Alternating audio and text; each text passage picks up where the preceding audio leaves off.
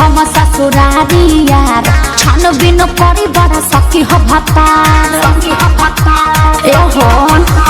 जात बानी हम ससुरारी यार छान बिन करी बड़ा सखी हो भतार चैटिंग जानी करी हम हवा चेन जाई बड़का हेपे में फोटो जानी लगई है अपन वाट सबके डीपी में आ चिन्ह जाई फोटो जानी लगई है वाट सबके डीपी में फोटो जानी लगई है वाट सबके डीपी में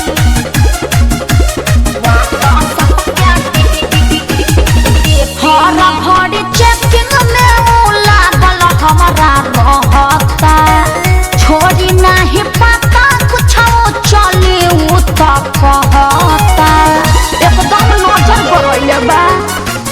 हरा भरी चेकिंग में लागल हमारा रहता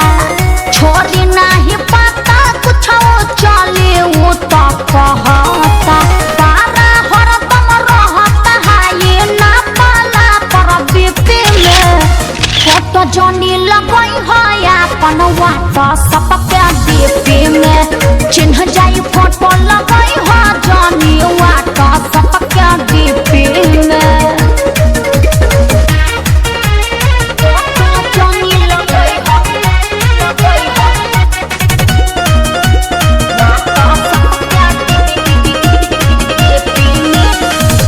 आगे पीछे घूमल हमारा उ तो देखले बा चेहरा तहार सुननी मन से नी रखले बा अरे धोली तो खैर नहीं खे आगे पीछे घूमल हमारा उ तो देखले बा चेहरा तहार सुननी मन से नी रखले बा जान जाई तो जहर पिया के ढार के कहियो टिपे में फोटो जानी लगई है अपना वाट सबके